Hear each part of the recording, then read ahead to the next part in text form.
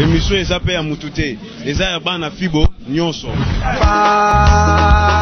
papa rakwele ya kotala bango babomekite balobi ekipe ezali ya ye biso toboyi tozongisi renaissance papa rakwele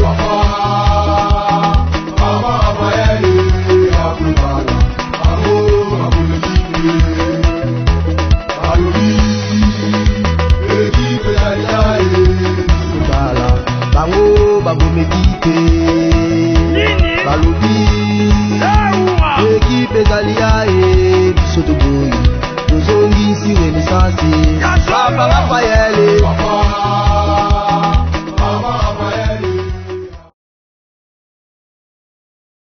Voilà, merci amis téléspectateurs, merci très chers internautes. Une bonne émission de Fibo Nouvelle Vision sur FM Télévision. Nous le numéro 1 de ma supporter c'est FC Renaissance du Congo, le vice-premier ministre, le président maître Cléophas Billy Malou à Autopesimote à Bengakaye pour éclaircir la supporter c'est FC Renaissance du Congo par rapport à l'actualité à clair et surtout on a repris son mot d'ordre. On a reprise, il y a championnat de Zozonga, on a tous les bébés, Oyo, Bazo Zelayango, impatiemment, à travers le numéro 1, le président Willy Kindembe Aigre. Président, bonjour. Bonjour à vous. Président, Lélo, presse FC du Congo, à travers la Côte du Coco, nous avons traité Awa en direct, il y a terrain GD, il y a Lemba, par rapport à l'actualité. Si le club Nabiso FC Renaissance, ça fait un moment donné où le président on a ça qui appelle à l'unité pour l'évolution du club Nabiso Renaissance du Congo. Parce que supporter, on a pour ça comme il a niveau, est-ce qu'il appelle et aboutit à quelque chose? Merci à vous, une bonne question. Je pense qu'appel les acquis lancés. Donc, au moment où tout ça, ils ont un moment et vous dites un peu de là parce que tu nous dis fille de Monoko et pendant qui s'en a, il fallait produire dans les sangs. Donc, il était autorisé de la salle. Et ça pour être arrivé là, et ça pour la dame au côté. Les autres évoluent malade. Et ça, on évolue malade, mais on a constaté quelques résistances. Quelques résistances. Il n'y a pas de style nécessaire, il n'y a pas de commission. Ce qui est dit à quoi? Les a dit à quoi? Parce que vous êtes humiliés pour avoir associé tout le monde.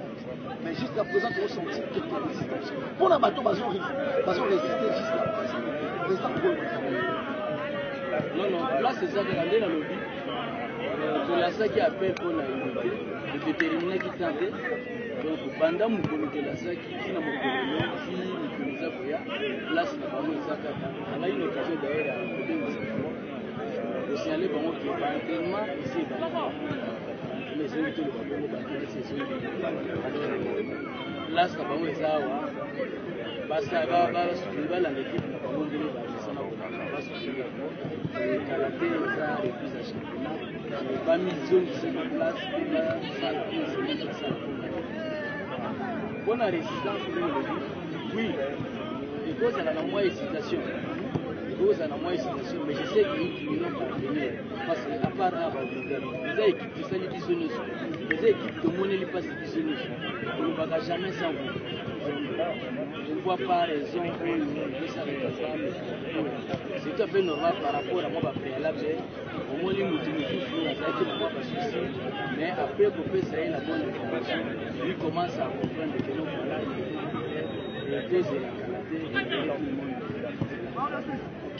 Président de la Kanaté, nous allons voir tout le monde est là.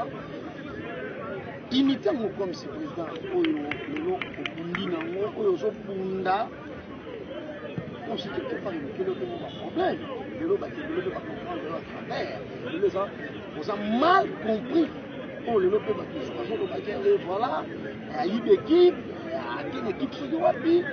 Mais tant que les gens subissent, ils vont manifester leur volonté pour l'évolution claire, pour les autres traverser un moment très difficile. Et au retour, aux subir incompréhension de la part des supporters, de la part au cadre et à club, et le Beloni. Bon, Nazaka qui m'a malgré ça, parce que nous avons dirigeants qui tout le monde en tout ce qu'on est en train de vivre, là c'est déjà visible. Mais lui ne peut pas communiquer pour ça, le col va comprendre. On le vit bien, Naza mal compris. Bon, mais capable de sensibiliser davantage, personnellement, la publicité, parce que tu fais quand même des efforts de quoi, donc pour sensibiliser, pour informer, parce que ça va être une bonne information. Mais en tout cas, on m'a dit exactement, pour le Bakenaï, l'équipe va supporter, mais là, parce qu'on va pas texte clair, les clubs de supporters. Si on a une na kokotela wapi na kobima wapi batexe na mikanda nini donc wana eza peut-être likambo ya niveau moto akoloba biloko abongo tuta niveau eza basistation mais au moins ce que nous sommes en train de faire tozosala yango juste mpo na baintérêt ya basupporters. Il faut que tout le monde puisse se retrouver. tomonaki mpasi na deri tolongwe tocrée équipe tala enguma tozalaka na wana ebandeli mais pourquoi pas lelo tokoza sur l'enguma. Il y en a peut-être par mauvaise information, par je ne sais quoi, qui accuse Kindeme Moutagomé. Mais quand on termine ça, on va passer tout le monde. Entraînement et ça, qui cotise. Tout le monde a section, tout le monde a section. Opération n'est pas Tambongo. Ah, non. Et c'est étonnant, vous savez, Kindeme Mazalaka. Mais entraînement ça, la mandée. Des fois, ni les savants, ni les savants. Parce que sacrifice, ni Kindeme Mazalaka pour équiper. Ça, peut-être les gens ne savent pas. Donc, déjà, par ignorance ou bien par manque d'information, je peux interpeller les collègues qui n'ont pas présent sectionnaire parce qu'avant tout, nous avons présent sectionnaire. Je pense que ça, nous allons bango. Il faut pas vraiment sur le terrain, pas tenir la réunion, pas apporter la bonne information. Parce que les gens, ça, c'est comme des réseaux sociaux. Donc, nous avons aujourd'hui l'information à boire qui a, on y a quoi à lobby. X à lobby, mais la bonne information, c'est un comité. Le comité a fait ça dans la CNS, la structure de la supporters. On a en tant que camp de la supporters, on transmet la présence sectionnelle. La présence sectionnelle, dans la section, la personne de la supporters, tout ça me cueille. Et l'autre, c'est ça que ça, on m'appelle pour les ça la masse. Merci parce que vous, au moins, vous êtes en train de relayer moi d'informations. Donc, in fine, on a outre le baïkalate. Donc, ça la biso nyonso elongo parce que va comprendre les cas. Donc, il y a commis tout ça, tout ça na processus d'activité pour ça pour marcher malamu. Moi, ben pour passer ça comme mingi. Donc, tout ça l'effort, il y a beaucoup mana bisico to ko commander. Parfois nous autres travailler au moins je dis savoir. Donc, il arrive des journées où on a fini vraiment tongo et pas na mai. Pourquoi? Nazuita kosa musala na nazumbongo na na binisi ko na renaissance et nazuita na na musala na sacrifice ko na renaissance pour ne rien retourner avec c'est pas facile vraiment il y a ça pour éviter peut-être une option de président nous avons la cadre tout le monde raconte là on a président Mathieu ça a créé aussi des problèmes. Il faut tout le bailler, parce que tout le bailler, ça crée des problèmes. Mais président, est-ce que, consciemment parlant, vous êtes satisfait de la démarche ou vous savez qu'il y a un bureau pour le président Mathieu? La seule chose le président Willy Kindé est satisfait de la démarche. Alors on se reproche de l'autre côté par rapport à la démarche au salaire que nous avons réglé le président Mathieu. En tout cas, très satisfait. Donc, ceux qui vraiment ont des moyens de se réunir, le programme est banita musu lelo ngoka mwana donc ça m'a dit comme musu na mbonga ma contribution OK na mai mais ba programme entraînement où ils a vraiment fixé yango ozomona pe mais il est prêt donc très satisfait.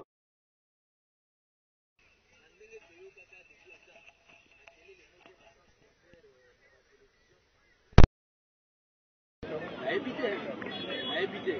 Voir, il est allé faire une émission jusqu'à demander pardon.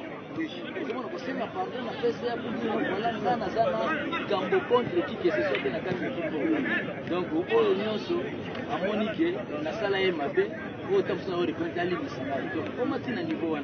Donc, on a très satisfait parce que Max Maïs a moko ya batu oyo ngai na kuta pe na renaissance. Moko nde na lobaki pour passer que na niveau biso toza poto za la même fière président Max. Parce que déjà biso ngai kindembe azaki na pouvoir même pas ya kozala pe na dering wana. Na dirige biso, quel que soit l'état, il nous a dirigé. Alors, les là toza na kati ya ba renaissance na promotion de valeurs. L'expérience oyo liée à na connaissance donc moi je suis vraiment très satisfait quand bien que voyez que ça la vraiment ndenge moko ya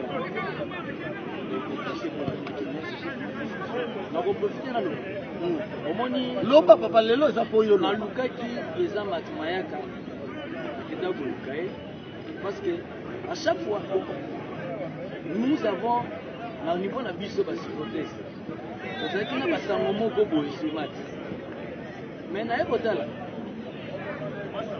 côté comité à président Willy Mandala en place ngai président ba supporter Willy Kindiki na sensibiliser ka ba président sectionnaire na ba supporters pour empêcher président Max Maïs à côté de place en train de sala mais le président Willy Mandala à l'époque le président non Botikaye asa moko ya bato bato ça vous comprenez donc ngai président va supporter na sensibiliser bato pour empêcher le président Mayaka aya na place entraînement parce que bon ngai azalaki renete aba kozana biso te information oui na oyo nazalaka nango voilà mais le président en place a l'obité aza moko ya bato baza ko soutenir ngai mutu oyo aza ko soutenir l'équipe nakoki vraiment kotia les barrières te tozoluka soutien papa kogere eza facile tozoluka mbongo epa basimilesi ata baza 100 ta mosusu moko kati bango kopesa libela mais au moins ils ont la volonté peut-être vu la situation économique socio-économique pardon au moins ata mosusu moins 1 franc 2 franc oyo toakolesaka bango mais eza mpasi kozwa mbongo esengeli vraimen kotomela kondete équipe alors so omoni motu moko aye na mwa mbongo wana il faut vraiment votre plus de chance. Alors je pense que je m'étais retiré au moni à partir de wana après au monaka président Willy Mandala a été membre de président Max ça qui fait membre de donc lelo ala mutu aza libanda te asi azonga na équipe soko kota si akota to lomba na comité ya président Willy Mandala ngai na ye kokuta makambo esi échange makambo na ba incompréhension ntango olobi de la supporter donc voilà unité tout le monde qui s'est identifié comme supporter et ça peine mutu moko te aza na document apesa bato yo lelo komi supporter voilà eza volonté ya mutu tout lelo mutu akoza pe décliver même na komi rene donc tout le monde se sent à l'aise qui est fier d'être appelé René nous ne pouvons que l'encourager donc voilà par rapport à ça là je pense que le Baténika très fier d'entrer une occasion à relancer appel à présent voilà je pense que porte est ouverte ma porte est ouverte na kosenga na intendant général kasi abenga yo mai ozo lugoya kotika na mbongo lingota bana GD bana renaissance bana mwamba bana résistance yamba yo ameso. Voilà, merci président, le président Max Mayaka, le numéro 1, il y a FC Renaissance du Congo, c'est-à-dire le numéro 1, il y a des supporters, il y a FC Renaissance du Congo, à lobby, porte les actes grandement ouverts, on a yo, ou a Rotika Maï, tu peux aussi la Oyo Lini, parce que le club, les APA. Voilà, message de l'équipe. Président, tout touché mon comité national des supporters. Les lots CNS, ils ont disé que CNS n'est pas de entre guillemets, le président sectionnaire. La section, et c'est réuni par le président sectionnaire, parce qu'on s'est comporté, il y a eu même des structures. Oye, Potama, Kakapona, objectif na bango boma CNS ozoyoka biloko wana par rapport ya structure oyo ozodirige. Est-ce que réellement CNS a joué rôle na kati? Est-ce que réellement les présidents sectionnaires baza ko assumer ma responsabilité na bango po esengela ki ba assumer na kati équipe oyo en tant que numéro 1 oki ko éclaircir na ba milliers de supporters sur bazo la biso nini par rapport à ma préoccupation? Moi je pense que les a interpellation pour la biso en tant que responsable de la supporters il faut na mécanisme de bourgeois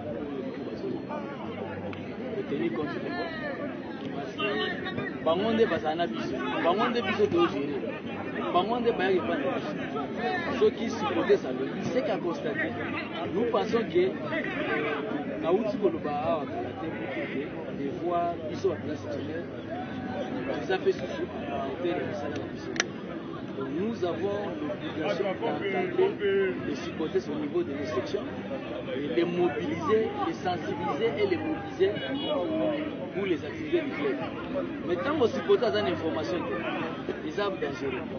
Tant que supporters, Azoeba Makambozo, les Ganakat, ils ont passé. Voilà, place, c'est comme ici, les réseaux sociaux. Au moins, ici, les avantages, ils sont dans le ciment. Aux heures où l'on a retard parce que les réseaux sociaux, les communicateurs, il y a solo à l'hôpital, aussi possible place. Aussi possible place, et puis, c'est ici. Moi, je pense que c'est une interpellation. Il faut que tout le monde la place de tout ça, et ça, il y a tant qu'on va sur Fasi, tout ça, tout moi, chance, parce que le Bélabiso. Parce que par contre, on a biso.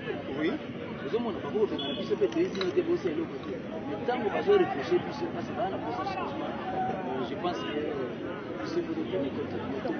Il y a un peu de on a le Canada, les ana ba section au Boboyeba, au Boyebaka, Boboyeba, on est dans la liste. Je peux pas au monde qui base société parce que tu obligé sa liste définitive il y a pas section enregistrée. Très bien. Par oyo baza opérationnel sur terrain. Auto dit que ce qui est l'adresse X. Écoute vraiment que nani va supporter va sangana na président na bango.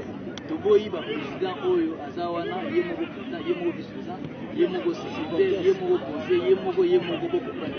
Bosenga cotisation ah ba supporter ba lembi parce que tozo pola parce que boy minito raison zani moment yango il faut to capitaliser. Voilà supporter ça na ndalo supporter ndinga zawana azoluka changement. Ça c'est la bonne information.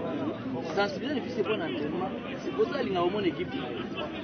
Je sais qu'il y a une des raisons que ça a ça la entraînement dans vélo et que c'est quoi. Moi j'ai demandé le commandant à force aérienne. Oui, c'est nous voilà. Tout ça n'a pas ça. Biso va supporter cette équipe bima la place mot public. Auto mon équipé bah comment vous sous l'équipe. Parce que les lots entraînement ça va sous parce que c'est là. Tu as un GDA. Mais pour nous ça l'entraînement na GDA, il faut quand même des moyens. Des grands moyens par rapport à Ndolo. Et on a ce supporter pas au bon début. Mais ceux qui supportent à éviter qu'entraînement est ça. Ceux qui supportent ça éviter qu'il faut y avoir ça entraînement ça. Je vois donc on a des fois ils ont la beauté de l'histoire sexuelle et on dit dans le bagage nous devons tenir compte de la revendication de Très bien, merci président. Président, unité, on a demandé de liberté, on n'a pas de tout le bénin, si je me souviens, quand nous, des autres continuent à tailler des CNP, les supporters sont tous qui me content. Pour le but de ça, le cercle sportif, l'autorité à l'époque, Maître Toro, Baboyaka, pour utiliser comme il y a des CNP, dans Oyo à l'Omoué. Mais le président, André Kimbuta, comme gouverneur de la ville à l'époque, appelle ça Maman. Lélo appelle l'unité salariée. Le président du comité sportif Maître Cléophas Billy Maloua, le numéro 1, a lancé appel que Aboy Makamba d'équipe Zalami Balé, président, nous avons constaté On a mon tongo, ils sont communicateur public, à travers Renaissance, ils ont à 15h dans GD. On se trouve dans les réseaux sociaux, Renaissance, à vous entraîner dans 6h. Registre, Renaissance, c'est ça. Donc, on a mon les lots, Renaissance, c'est ça. Et bah, si pour toi, c'est pas l'anda, Renaissance mini. Bon, on a un bébé. Pourquoi il est là? Bah, tu vas se la caca pour s'adhérer dans la vision. Il y a un comité sportif où ils ont reconnu la distance sportive. Bon, exemple, ça, c'est pas le cas. Il y avait une division, puisque le roi qui dérive et décidé au pays qui nous ndenge tozawa ezana bato balongo renaissance te basali ki bazali mais sauf que tant on a zolo mama ba incompréhension il y a eu un moment ba joueur na biso suite à mauvais traitement basalaki pétition contre le comité limandala o azalaki incapable ya kozwa charge na bango donc nde balobaka na bango na moi bamakasi na bango nyonso besoin na bango alors oyo moko oyebi va bien fédération bien mibeko eza koregir eza dossier moko soki joueur aboyi yo dirigeant oza su na place te oza dirigeant na bango avant tout équipe eza bajoueur oza président équipe il faut eza na bajoueur. Quand on parle de Renaissance va supporter, le côté où ils rangent le bani. As équipe on va supporter, les équipes on va jouer. Mais pas tant aussi que va boy. Et va boy. Ça dit Kambogo yo. Ngai en tant que président va supporter, parce que moi fait ça la bonne situation. Mais ça n'a pas tout va copier na malamu. Et ça n'a pas tout va zoka mo mabe. J'étais aussi à kiffer tout le monde. Bien que sur le terrain aussi, il y avait risque aussi. Il y a relégation. Parce que résultat, conséquence, les joueurs qui maltraités, conséquence, les résultats qui mal amoureux. Il fallait vraiment remettre en place la solution. La moussala, tout ça là qui. Et ça n'a pas de quoi comprendre la bisote. Mais, Nasuka, c'était sanctionné par une assemblée. Pour expliquer qu'il a liberté,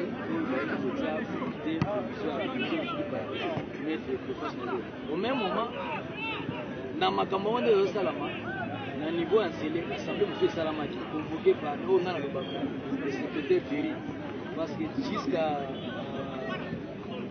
preuve du contraire, le président Mandala a dit qu'il a convoqué à l'Assemblée. Donc l'Assemblée est convoquée par le secrétaire Ferry. Na nyonso wana eyaki sikosala neti dekan bato baowela kombo moko na makanisi bazowela kombo moko na susi moko mais bakomi divisé na makanisi. Voilà le cas ya Renaissance oyo esali keke koma oyo bakan wana kan oyo mais Renaissance ezaka moko mais air comité eza mis en place eza na bato badeploraki kaka batikala kondima comité wana te eza droit na bango eza makambo mais au fil du temps bakomozwa sikoyo na bonne information mpe vérité ekomi koyebana. Alors moi olobaki comme résistance donc malgré la décision ya résistance eza kaka na bato oyo bamona keno ifale bakontinue kaka na nani na komité ya nani eza oyebana. Votre information, dans vos professeurs, c'est parce que les supporters, au moins, le président William Mandala, il y a une fédération. Il y a un mot à ABC, président, il y a le président Bosco Alénafout, qui ngaï makambo na lembi na ngambo. Na lembi, bati kangaï na kisa makambo mususu. Soki na ye bakani ata mutu na kata makambo. Donc il se sentait au départ étranger na kata makambo Renaissance. Et il y a un engagement qui est vraiment limité et à niveau épelé. Et comme si Batou Bazelaki pour forcer. Il n'y a pas de décision. Il y a un lui-même le président. Les membres de la comité de Bazar. Mais tout le monde a un groupe à Batoumo pour Tamboula Kaka. Nana Nina jouer bazwi jouer en otage le bateau na bolo bazwi bana bateau babetaka balati bango elamba ya nani ya licence bakomotambola mpe na koko ya licence baza na ntite babeta na ntite baza bazobeta compétition moko de compétition bayeba na ntite moko babeta mpe compétition moko voilà babiloko ezodirige une occasion ya kopesa mpe information omoni likambo wana lobi kaka esika toza wana ntongo yai nkama bere naye kopesa ngai information ya bato kaka ntongo nayokaka nalobi te nakende nga moko sur terrain nayeba banani baza nsima ya bato wana parce kolata varete ya renaissance eza interdit te bajoueur n'importe bana etekama bana quartier mpe bakosangana mpe bazwi mpe bavarete baobe eza interdit te eza mpe na eclair mosusu mpe bakoki kondima mpe voila ngai nasipa na orange nasipa na bino me na bandolata couleur na bino esalamaka tobeta na mazembe akasangulu varese balataka eza ya mazembe oyo tuku eza mazembe anglais oyo toyebi mais eza mazembe oyo biso toyebi te eza mazembe akasangulu parce que eza de commun accord na comité wana no bayebi biso mpe renaissance soki toyebi eza mabe mais ka bandeko wana toyebi yango te alors j'étais curieux ya koluka nayeba banani baza nsima bato wana nakomaki sur place namoni ata cadre moko te nakomaki namoni omaki ya président oliki ndembe azwi bamaître ngaba bamaître momele bamaître alemba mpo baya komenace équipe oyo ezalaki lobi na ntongo awa na gd président oli ayaki ndenge ozomona ye daye nayaki mpe makolo nga naza na ngaba donc nazwi information je pense que le président ribo aka témoin journée ya lobi na lelo banda lobi na lelo nazotambolaka makolo donc nayaki makolo nga moko nazongaki nga moko ndenge natambolaka ndenge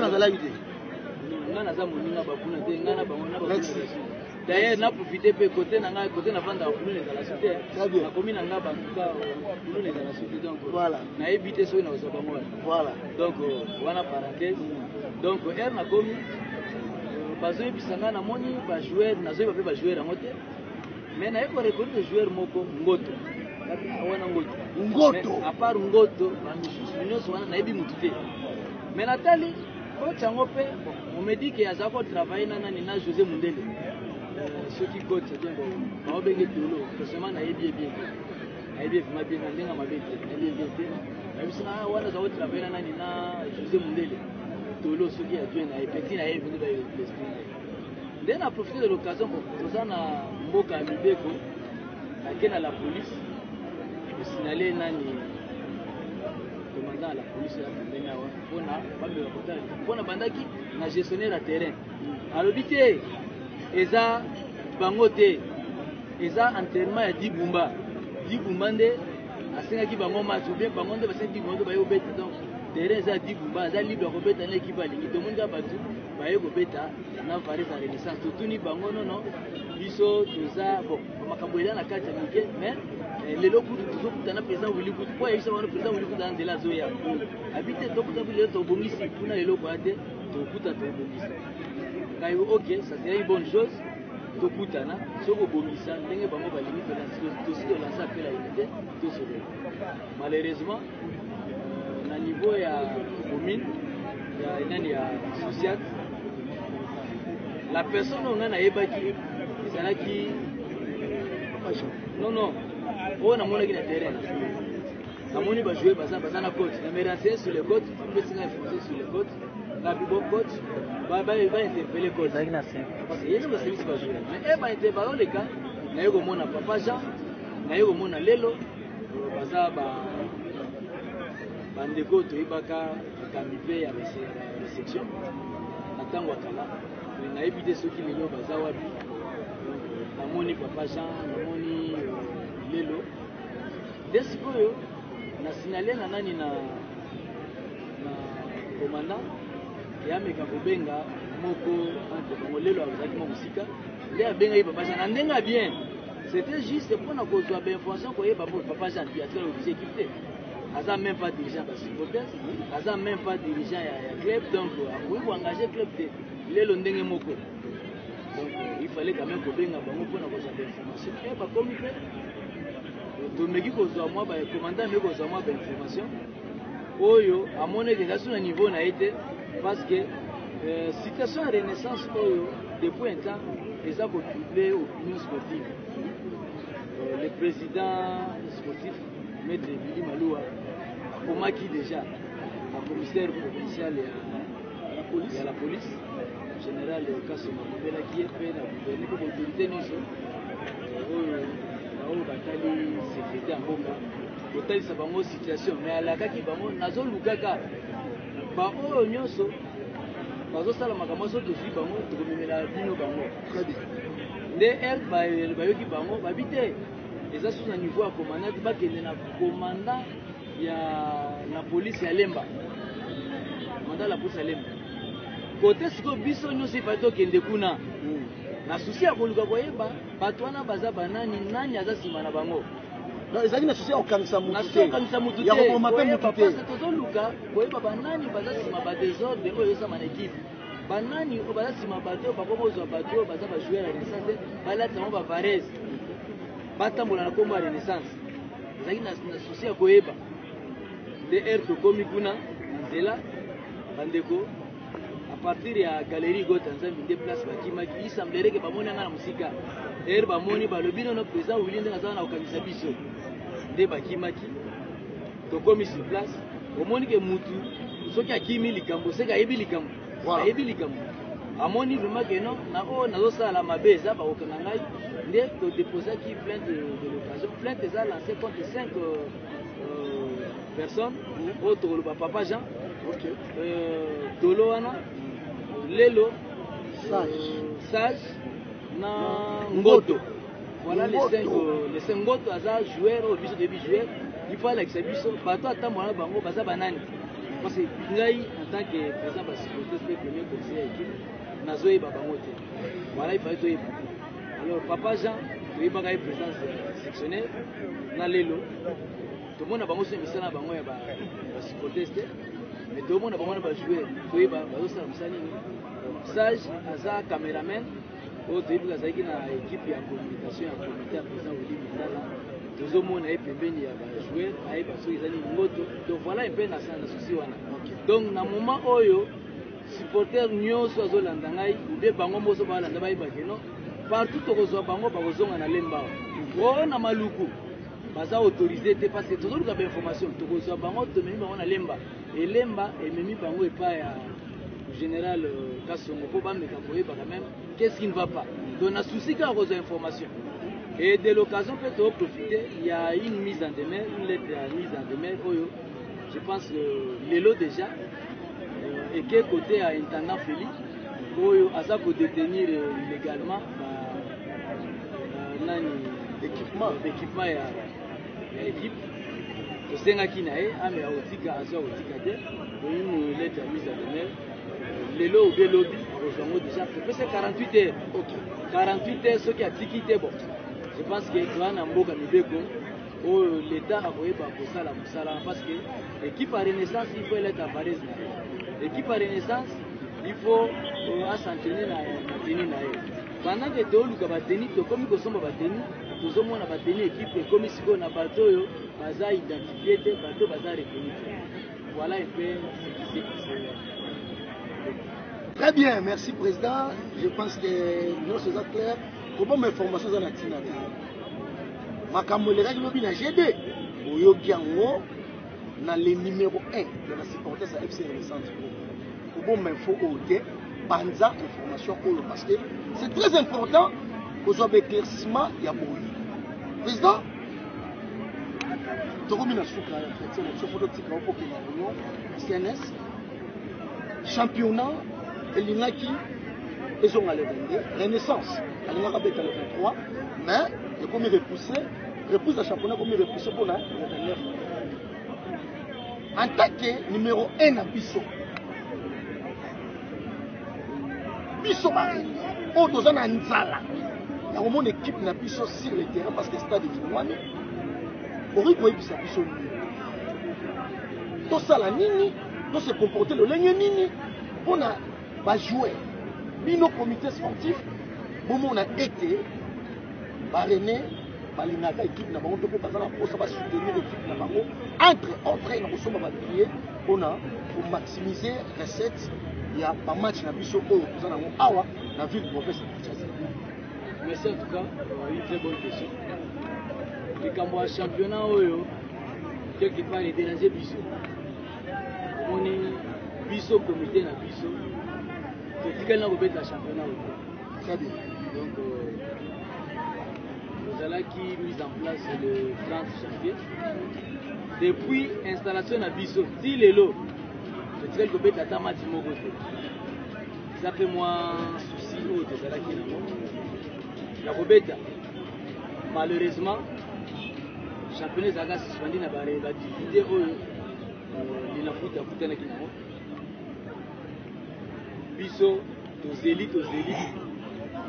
Tu es dit que le calendrier sportif est pendant le mois d'août et si le 31 mai. Tu comme dans le mois de mai, tu désespérais qui. Oui, bon, le championnat est Robeta m'a soutenu. Mais vu que Makambo tout ça dans 4 équipes. Vu difficulté de connaître le courant saison, nous sommes dit non, voilà. Il est temps pour nous de nous réorganiser. Donc mes cas de Bomissa, pour place ce temps de la le processus de Anani est déjà lancé, la unité. Et nous devons continuer le processus où on a tout mécapé, au Bomissa fait, au moins il va mise en place et salami. Une occasion pour qu'on a félicité parce qu'il est là en beau aux journalistes indépendants comme il fait beaucoup de communicateurs et à l'équipe. Donc le temps de l'équipe comme je rappelle que le voir va succès. Il y a une organisation en place. Le temps peut besoin de pour banda obisala na mission de Pesibino. Photo yo bina foot à lobby. À la calendrier na publier calendrier na. Boso na biso et déranger biso mamuke.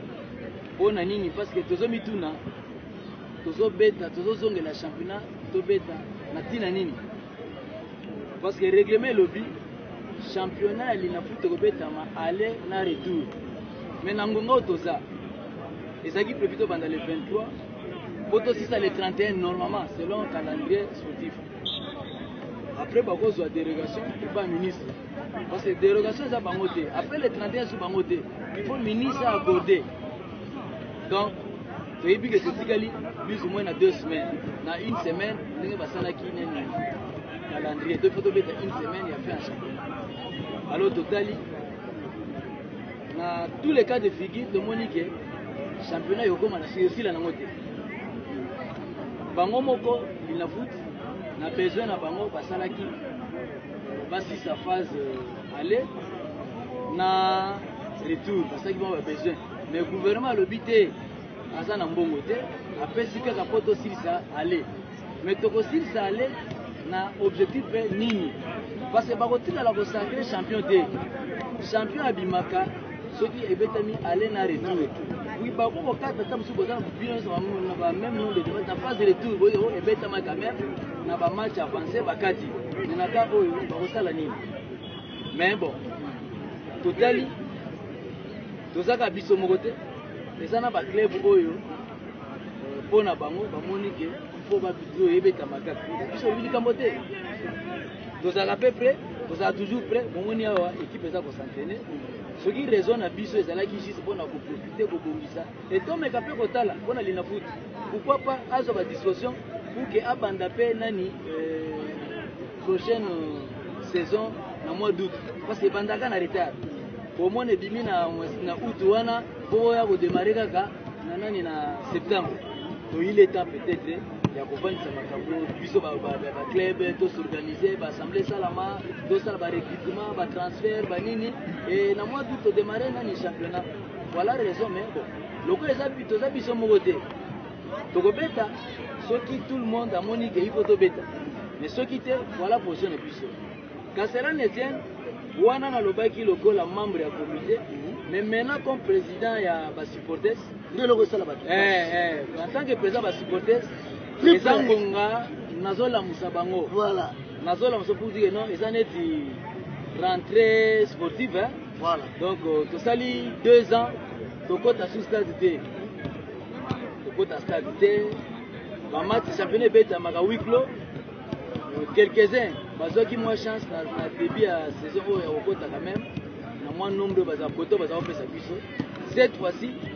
stade est ouvert au public donc pour na biso eza net entrée sportive na yango mwana fibre zala prêt la muka bima sensibiliser batutu et les jours J match est prévu le 23 voilà il y a encore une information et babimisi calendrier balobi na calendrier oyo bakopesa dérogation ata na club moko te mais na minute oyo ba reporter ba match nyonso donc bato balobaki bakondima report ata na club moko te mpona kobouger calendrier il faut donc respect strict mais na minute oyo tolobaki non basali report ya bamatch nyonso il fallait banda le 23 et comme il est 30 donc encore une fois on est dérangé donc malgré ça moi na fibo atelema parce que tozongeli stade il faut tout vivre bilenge nani ya fibo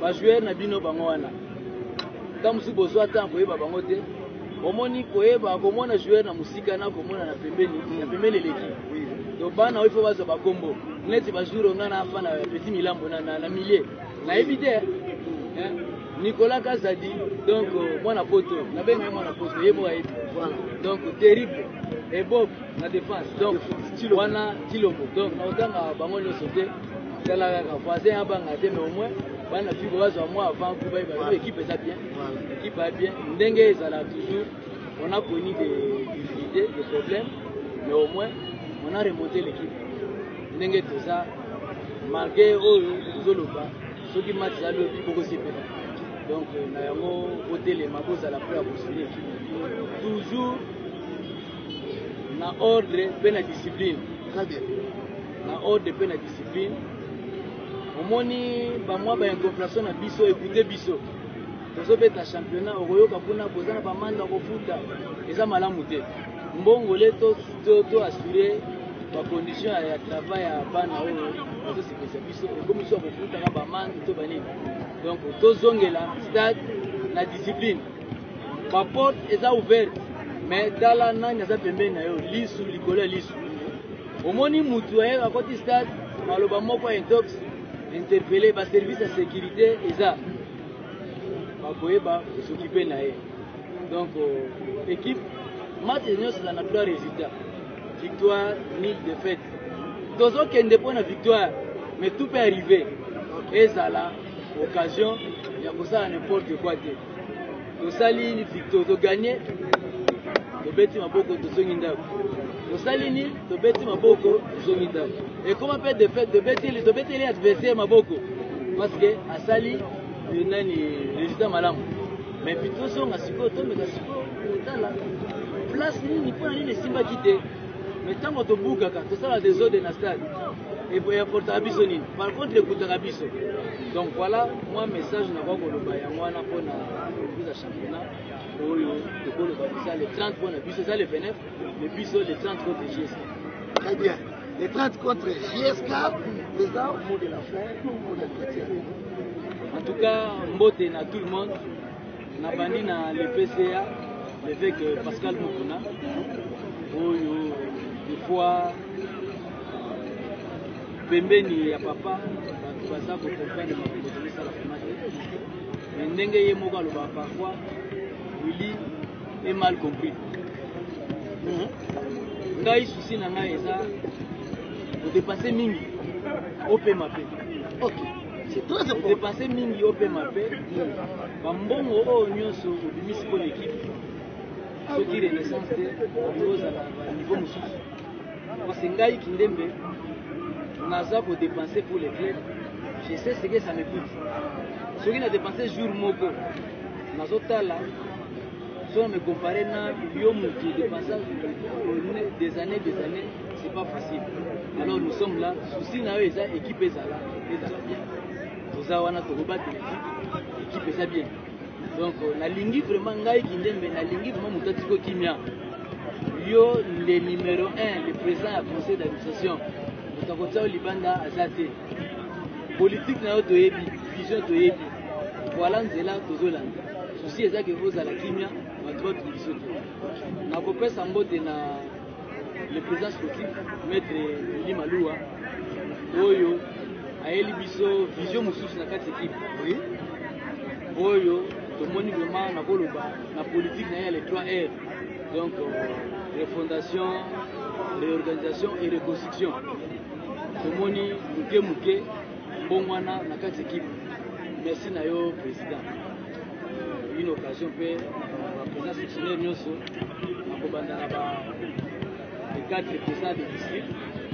Toza na mwamba to banda na président Jacques Melo, toke na Tiangu président Roger Le Volcan oui, président Roger Mutelembe, toke na Funa le président qui capitaine, toke na Lukunga le président Lucien Mokomba. Donc voilà, sans oublier tous les présidents sectionnaires. Pourquoi pas tous les supporters Oyo, très jaloux l'équipe na bango. De l'occasion, tu peux savoir merci les supporters pour grâce na bango.